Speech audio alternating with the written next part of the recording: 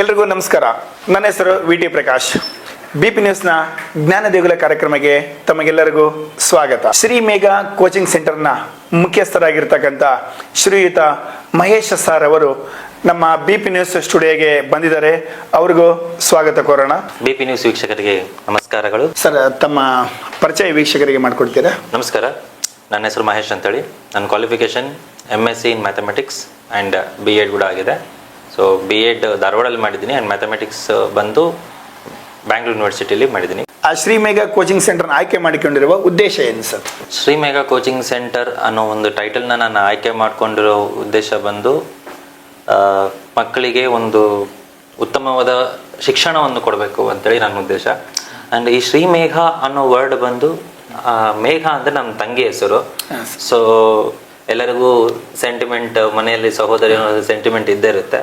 So ಆ ಒಂದು ಸೆಂಟಿಮೆಂಟಿಂದ ಒಂದು ಚಿಕ್ಕದಾಗಿ ಸ್ಟಾರ್ಟ್ ಮಾಡಿ ಶ್ರೀ ಮೇಘ ಅಂತ ಹೇಳ್ಬಿಟ್ಟು ಅದಕ್ಕೊಂದು ಬ್ರ್ಯಾಂಡ್ ನೇಮ್ ಕೊಟ್ಟಿದ್ದೀನಿ, ಶ್ರೀ ಮೇಘ ಕೋಚಿಂಗ್ ಸೆಂಟರ್ ಅಂತೇಳಿ. So A vision for future ಅಂತ ಹೇಳಿದ್ರೆ ದೃಷ್ಟಿಗೆ ಒಂದು ದಾರಿ ಅಂತೇಳಿ ಅರ್ಥ, ಉತ್ತಮವಾದ ಒಂದು ದೃಷ್ಟಿಗೆ ಒಂದು ದಾರಿ ಅಂತೇಳಿ ಅರ್ಥ. ಆ ಒಂದು ವಿಷನ್ ಫಾರ್ ಫ್ಯೂಚರ್ ಅಂತ ಕೊಟ್ಟಿರೋದು ನನ್ನ ಆಪ್ತ ಸ್ನೇಹಿತ ಗುರುರಾಜ್ ಅಂತೇಳಿ, ಅವರು ನನ್ನ ಕ್ಲಾಸ್ಮೇಟ್. ಸೊ ಈ ಒಂದು ಕೋಚಿಂಗ್ ಸೆಂಟರ್ ಸುಮಾರು 6 ವರ್ಷದಿಂದ ನಾನು ರನ್ ಮಾಡ್ತಾ ಇದ್ದೀನಿ. ಸರ್, ಈಗ ಶ್ರೀ ಮೇಘ ಕೋಚಿಂಗ್ ಸೆಂಟರ್ ನೀವು ಯಾವಾಗ ಪ್ರಾರಂಭ ಮಾಡಿದ್ರಿ ಸರ್? ಸರ್, ನಾನು ಪ್ರಾರಂಭ ಮಾಡಿದ್ದು 2017ರಲ್ಲೇ ಪ್ರಾರಂಭ ಮಾಡಿದ್ದೆ. ಹಾಂ ಸರ್. ಆದರೆ ಅದು ಕೆಲವು ನಾನು ಬೇರೆ ಊರಿಗೆ ಹೋಗಿ ಓದಬೇಕಾಗಿರೋ ಪರಿಸ್ಥಿತಿ ಇರೋದ್ರಿಂದ ಸ್ವಲ್ಪ ದಿನ ಅದು ರನ್ ಮಾಡಲಿಲ್ಲ. ಮತ್ತು 2021ಇಂದ 2021ರಿಂದ ಮತ್ತೆ ಪ್ರಾರಂಭ ಮಾಡಿಬಿಟ್ಟು ಟ್ಯೂಷನ್ನ ಕಂಟಿನ್ಯೂ ಆಗಿ ಮಾಡ್ಕೊಂಡು ಹೋಗಿ. ಮೊದಲು ಚಿಕ್ಕದಾಗಿ ಒಂದು ರೂಮಲ್ಲಿ ಸ್ಟಾರ್ಟ್ ಮಾಡಿದ್ದೆ. ಅದು ಬರ್ತಾ ಬರ್ತಾ ಮಕ್ಕಳು ಸ್ಟ್ರೆಂತ್ ಜಾಸ್ತಿ ಆಗ್ತಾ ಇರೋದ್ರಿಂದ ಸ್ಟ್ರೆಂತ್ ತಕ್ಕಂತೆ ಲೊಕೇಶನ್. ಸರ್, ಇವಾಗ ಎಷ್ಟನೇ ತರಗತಿಯಿಂದ ಎಷ್ಟನೇ ತರಗತಿವರೆಗೂ ನೀವು ಕೋಚಿಂಗ್ ಸೆಂಟರ್ ನಡೆಸ್ತಾ ಇದ್ದೀರಾ ಸರ್ ಮಕ್ಕಳಿಗೆ? ಬೇಬಿ ಕ್ಲಾಸ್ ಇಂದ ಹಿಡಿದು 10th ಸ್ಟ್ಯಾಂಡರ್ಡ್ ಅವರಿಗೆ ಕ್ಲಾಸಸ್ ಇದಾವೆ. 8th 9th 10th separate class rooms ಇದ್ದು ಕ್ವಾಲಿಫೈಡ್ ಟೀಚರ್ಸ್ ಇಂದ ನಾವು ಎಜುಕೇಶನ್ ಕೊಡ್ತಾ ಇದೀವಿ. ಇವಾಗ ಮ್ಯಾಥ್ಸ್ಗೆ ನಮ್ಮಲ್ಲಿ 2 ಟೀಚರ್ಸ್ ಇದ್ದಾರೆ, ಸೈನ್ಸ್ಗೂ 2 ಟೀಚರ್ಸ್ ಇದ್ದಾರೆ. ಎಲ್ಲರೂ double degree holders with B.Ed. And primary sections ಕೂಡ ಅದೇ ರೀತಿಯಾಗಿ ಎಲ್ಲರೂ degree holders with B.Ed. So ಮಕ್ಕಳಿಗೆ ಉತ್ತಮವಾದ ಎಜುಕೇಶನ್ ಸಿಸ್ಟಮ್ ಕೊಡಬೇಕು ಅಂತಾನೆ ನಮ್ಮ ಪ್ಲಾನ್ ಇಂದ ಪ್ರತಿ 15 ಮಕ್ಕಳಿಗೆ ಪ್ರೈಮರಿ ಸೆಕ್ಷನ್ ಅಲ್ಲಿ ಪ್ರತಿ 10ರಿಂದ 15 ಮಕ್ಕಳಿಗೆ ಒಂದು ಟೀಚರ್ ಅಂತ ಫಿಕ್ಸ್ ಮಾಡಿದೀವಿ. ಸೊ ಅದರಿಂದ ಎಲ್ಲಾ ಮಕ್ಕಳಿಗೆ ಕಾನ್ಸಂಟ್ರೇಟ್ ಮಾಡಿ ಚೆನ್ನಾಗಿ ಓದಿಸ್ಬೋದು ಅನ್ನೋದು ನಮ್ಮ ಉದ್ದೇಶ. ಶ್ರೀ ಮೇಘ ಕೋಚಿಂಗ್ ಸೆಂಟರ್ನಲ್ಲಿ ಸರ್ ಎಷ್ಟು ಜನ ಬೋಧಕಿಯರಿದ್ದಾರೆ ಸರ್?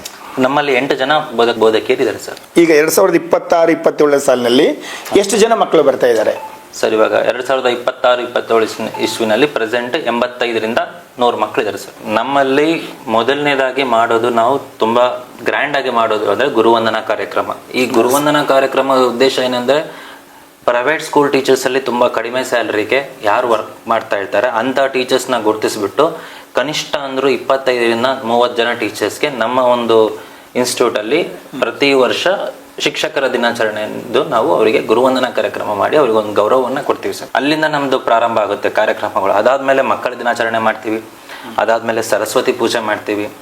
ಅಂಡ್ ಪ್ರತಿ ದಿನ ಟ್ಯೂಷನ್ ಆದಮೇಲೆ 10ರಿಂದ 15 ನಿಮಿಷ ಕಂಪಲ್ಸರಿ ಮೆಡಿಟೇಷನ್ ಮಾಡ್ಬೇಕು ಸರ್ ನಮ್ಮಲ್ಲಿ.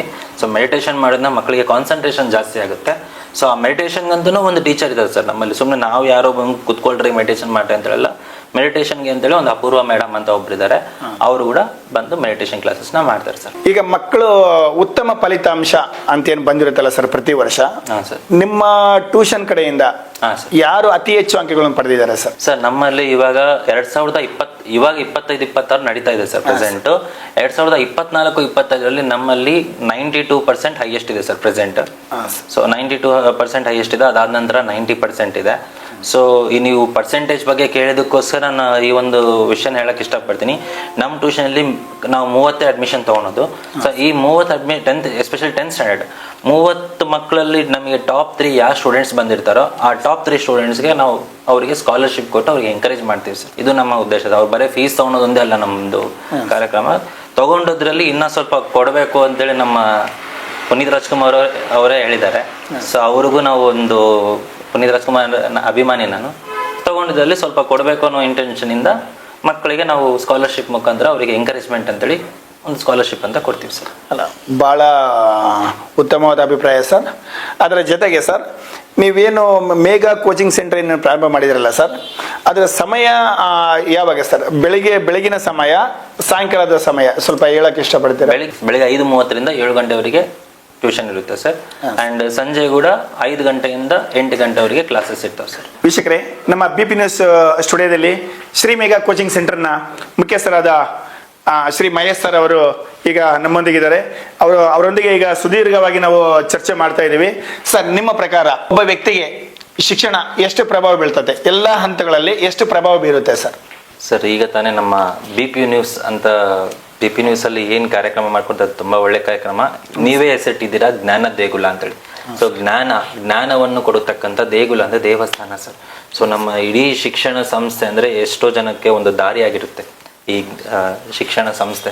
ಸೊ ಇವಾಗ ಒಬ್ಬ ಇಂಜಿನಿಯರ್ ಆಗ್ಬೇಕಂದ್ರು, ಡಾಕ್ಟರ್ ಆಗ್ಬೇಕಂದ್ರು, ಟೀಚರ್ ಆಗ್ಬೇಕಂತ ಹೇಳಿದ್ರು, ಬೇರೆ ಯಾವುದೇ ಒಂದು ಪ್ರೊಫೆಷನಲ್ ಅಲ್ಲಿ ಇರಬೇಕು ಅಂತ ಹೇಳಿದ್ರೆ ಶಿಕ್ಷಣ ಅತಿ ಮುಖ್ಯ sir.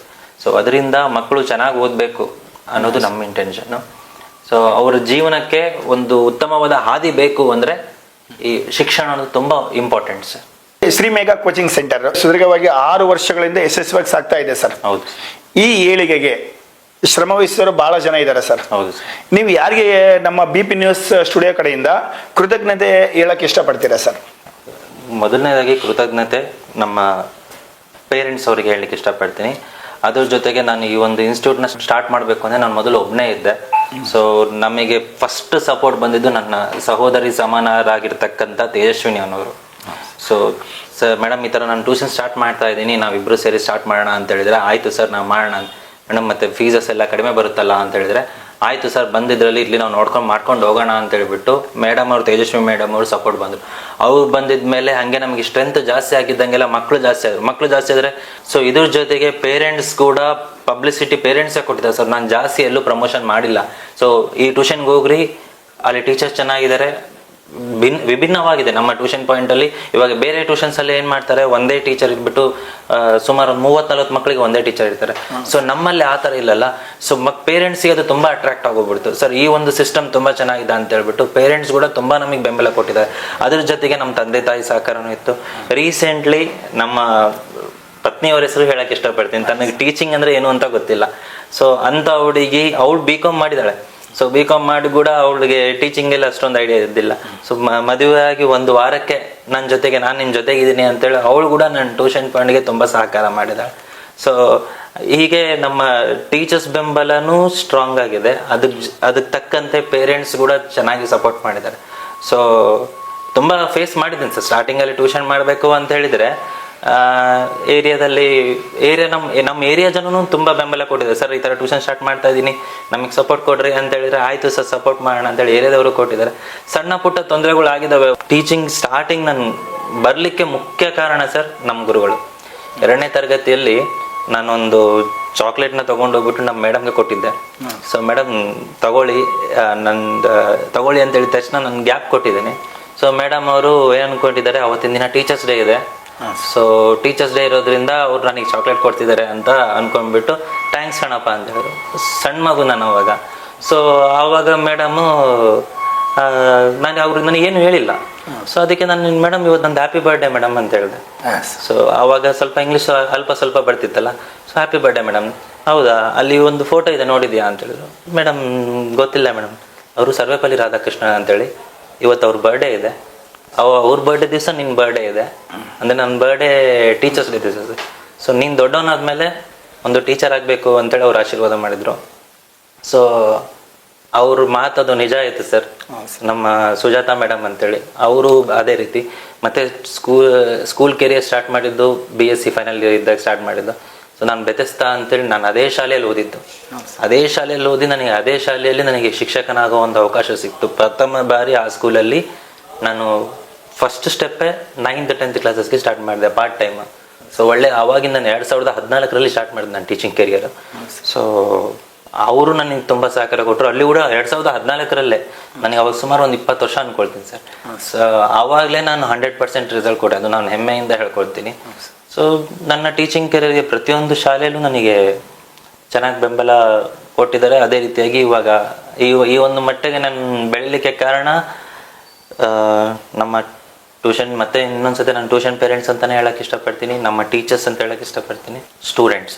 So students effort is ತುಂಬ ಇಂಪಾರ್ಟೆಂಟ್ ಸರ್. ಯಾಕಂತ ಹೇಳಿದ್ರೆ ಸೊ ಬರೀ ಒಂದು ಕೈಯಿಂದ ಏನು ಹಿಂಗೆ ಈ ಥರ ಮಾಡಿದರೆ ನಮಗೆ ಸೌಂಡ್ ಬರಲ್ಲ, 2 ಕೈ ತಟ್ಟಿದ್ರೇ ಚಪ್ಪಾಳೆ.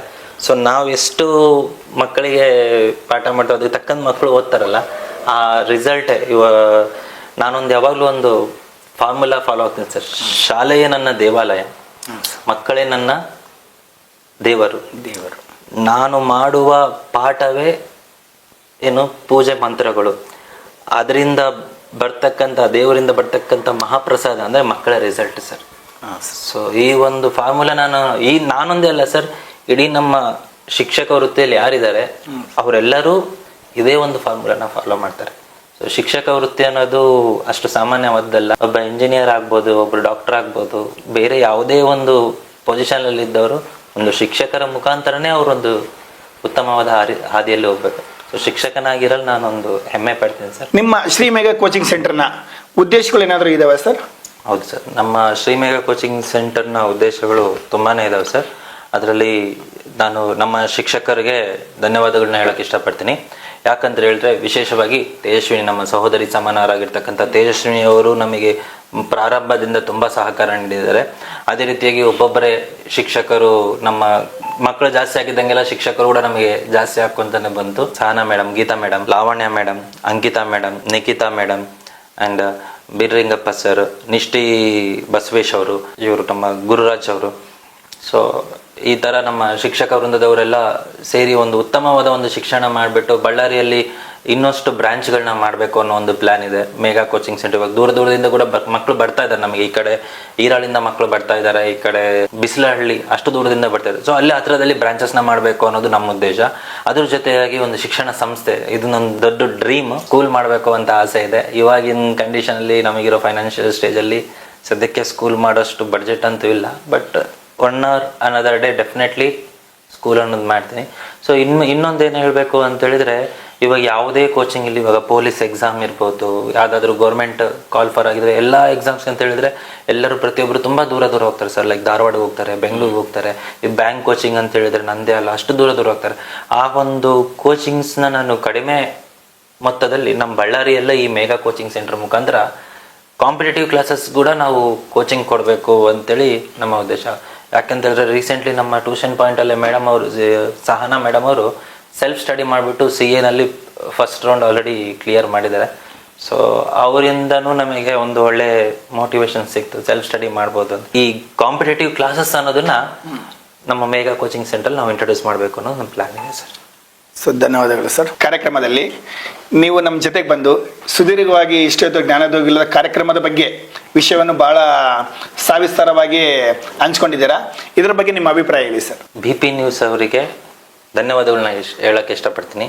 ಯಾಕಂತ ಹೇಳಿದ್ರೆ ಜ್ಞಾನ ದೇಗುಲ ಅನ್ನೋದು ತುಂಬ ಪ್ರಮುಖವಾದ ಪಾತ್ರ ನಮ್ಮ ಸಮಾಜದಲ್ಲಿ ವಹಿಸುತ್ತದೆ. ಈ ಜ್ಞಾನ ದೇಗುಲ ಕಾರ್ಯಕ್ರಮನ ನೀವು ಮಾಡ್ತಾ ಇರೋದ್ರಿಂದ ಎಷ್ಟೋ ಜನ ವಿದ್ಯಾರ್ಥಿಗಳಿಗೆ ಒಂದು ಸುಗಮವಾದ ಒಂದು ದಾರಿಯನ್ನು ತೋರಿಸಿದಂಗೆ ಆಗುತ್ತೆ. ಸೊ ಈ ಜ್ಞಾನ ದೇಗುಲ ಅನ್ನೋ ಕಾರ್ಯಕ್ರಮ ತುಂಬ ಅದ್ಭುತವಾಗಿ ಆಗ್ತಾ ಇದೆ. ಸೊ ಇದರಿಂದ ಎಷ್ಟೋ ಜನಕ್ಕೆ ಯಾವುದು ಉತ್ತಮ ಅನ್ನೋದು ಪೇರೆಂಟ್ಸ್ಗೂ ಗೊತ್ತಾಗುತ್ತೆ. ಇದೇ ಥರ ಬೇರೆ ಬೇರೆ ಇನ್ಸ್ಟಿಟ್ಯೂಟ್ಗಳೆಲ್ಲ ಕರೆಸ್ಬಿಟ್ಟು ಇಂಟರ್ವ್ಯೂ ಮಾಡೋದ್ರಿಂದ ಅವ್ರಿಗೆ ಕೂಡ ಯಾವ ಇನ್ಸ್ಟಿಟ್ಯೂಟ್ ಬೆಸ್ಟ್ ಯಾವುದಿಲ್ಲ ಅನ್ನೋದು ಮಕ್ಕಳಿಗೂ, ಪೇರೆಂಟ್ಸ್ಗೂ ಗೊತ್ತಾಗುತ್ತೆ, ಮಕ್ಕಳಿಗೂ ಗೊತ್ತಾಗುತ್ತೆ. ಹಾಗೂ ಧನ್ಯವಾದಗಳು. ಆ್ಯಂಡ್ ಮುಖ್ಯಸ್ಥರಾಗಿರ್ತಕ್ಕಂಥ ಅರುಣ್ ಗೋಪಾಲ್ ಸರ್ ಅವರಿಗೆ ಹಾಗೂ ಸಿಬ್ಬಂದಿ ವರ್ಗದವರಿಗೆ ಧನ್ಯವಾದಗಳನ್ನ ಹೇಳಕ್ಕೆ ಇಷ್ಟಪಡ್ತೀನಿ ಸರ್. ಮುಂದೆ ಮತ್ತೊಂದು ಶಿಕ್ಷಣ ಸಂಸ್ಥೆಯ ಮುಖ್ಯಸ್ಥರ ಜೊತೆಗೆ ಭೇಟಿಯಾಗೋಣ. ಧನ್ಯವಾದಗಳು.